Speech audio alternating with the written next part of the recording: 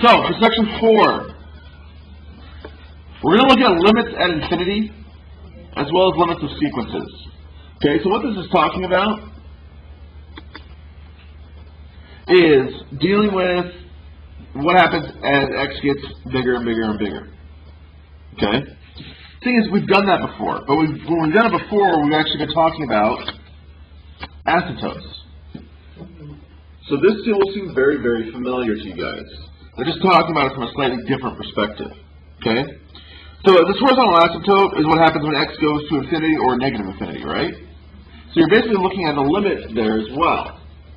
So limit at infinity and the horizontal asymptotes, the idea for this, we already dealt with you get 1/2 for this, or for this limit, if you have 1/2 for this, then you can write it this way with the limit notation.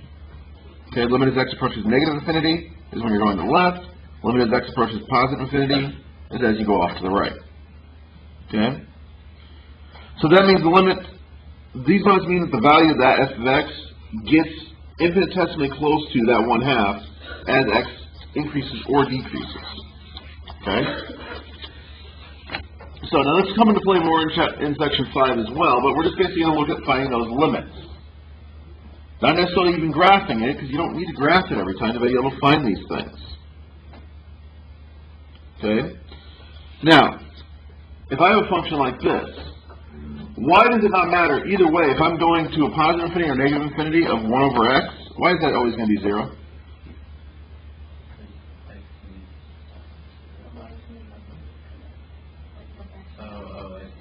Right. The bigger you make that denominator, the closer to 0 the overall fraction is, right?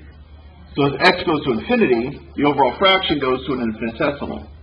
It goes to extremely close to 0, so it approaches 0. That's what that's talking about. So in a problem like this one, anytime you have separated terms inside of a limit as x is going to infinity of 7 minus 1 over x squared. Because this is separate, separate terms, I'm going to treat it separately. So what's the limit as x goes to infinity of just the 7? 7. Doesn't matter. What's the limit as x goes to infinity of 1 over x squared? So in other words, you basically have 7 minus 0 here. So your limit's 7. Doing and ignoring it. Yep, exactly it. This ignoring thing. Let's look at these. Let's come back to you. For this fraction, what's the limit going to be as I go to infinity for this fraction?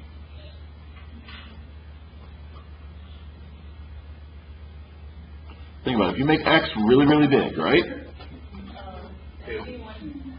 Well, careful. The 4 and the 2, are they important at really large values for x? No, so I just ignore them. This is x to the first, right? This is x squared. Which one's increasing faster? The bottom. So in other words, this becomes irrelevant too. Because it's a 1 degree smaller, if it's a smaller degree at all, you can ignore it. So essentially I have 1 over 5x squared here. Yep. Because the extreme values we're talking about, 300 quadrillion or larger, actually much larger, this becomes so small in comparison that it's irrelevant. So overall, what's this going to approach? 0. Here though, what can I ignore? Just the 4 and the 2. These are the same degree. Because they're increasing at the same rate then, what's this going to approach? Negative 1 over 5. Because it's the coefficients on those two terms. Okay? They're both x squared, right? So if you put in 1,000,000, essentially you think of it as canceling off. Those values are going to increase at that same rate. Okay? What about the next one?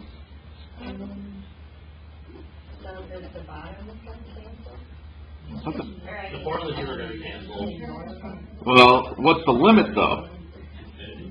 The asymptote would end up having a slant asymptote. But then what is its limit? What?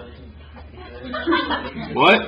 Doesn't exist, it just increases without bounds. Yeah, it's increasing without bound. It's not approaching these certain values. The limit's not approaching anything. So this one, the limit does not exist. Because this numerator is bigger than the bottom. It's going to keep getting bigger and bigger and bigger forever, right? So the limit's not approaching any specific value. It's got to be approaching a specific value. So the limit doesn't exist. Okay? So that's just the trick for this. If the denominator is bigger degree-wise, it's 0. If the numerator is bigger degree-wise, the limit does not exist. And if it's the same, then you just look at the coefficients.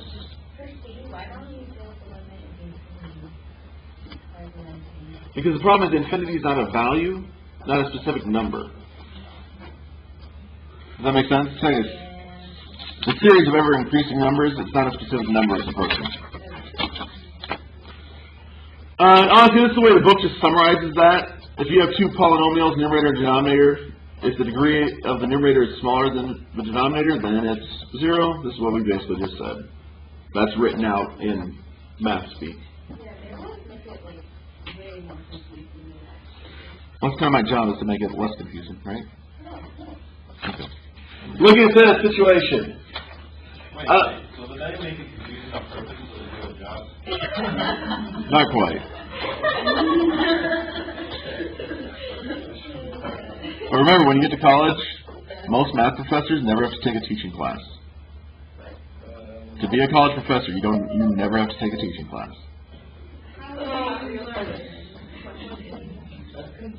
Trial and error. Wonderful. So, look at this. We'll get back to that later if you want. But, you're manufacturing greeting cards that cost 65 cents per card to produce. Your initial investment is $4,500, which implies that your total cost of producing those would be 0.65 times the number of cards plus the $4,500 initial, right? Yeah. So, the average cost per card is then given by this function. So C bar is the way that's read.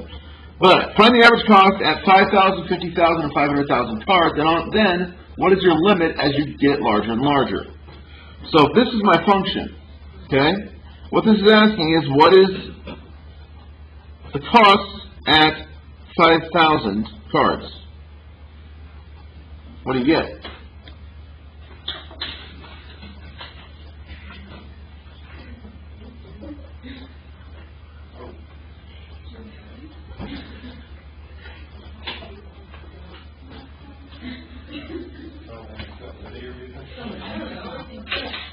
What do you get? Say again? $1.55? What about for 50,000? 74 cents. For 500,000?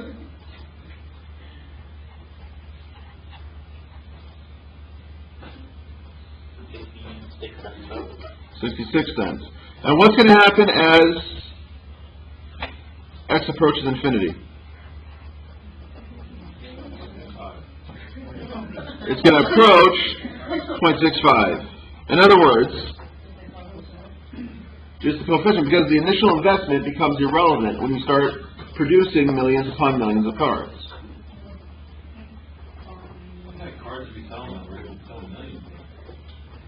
Your Hallmark, I don't know.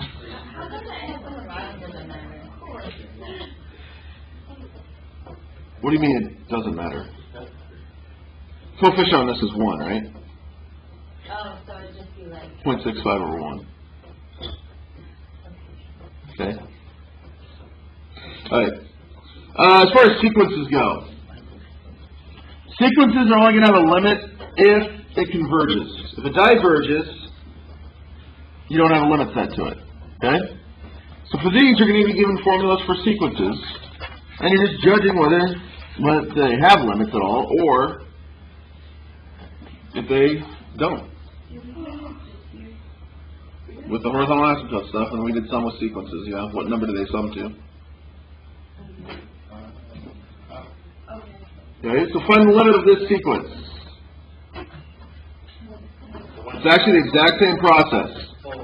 4.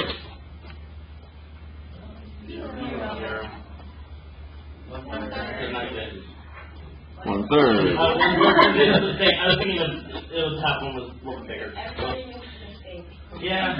1/3. Yeah. He just assumed there would be a pattern. Yeah. Okay, now fun one. Find one of this sequence whose nth term is that formula. No. You have to what? Simplify it out a bit. Yeah. Some people can see it quickly. If you can't, what you have to do is actually simplify it. So I need to take and multiply it out. On top, I'm going to take the 5 times the n, and I'm going to multiply the two binomials. What do you get when you multiply the two binomials together? 2n squared plus 3n plus 2. 1. Okay. Then distribute your 5n.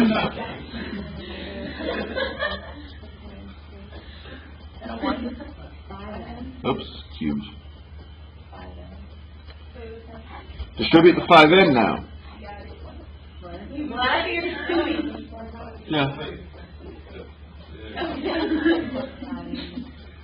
So, once you have it simplified out, what is it going to simplify to?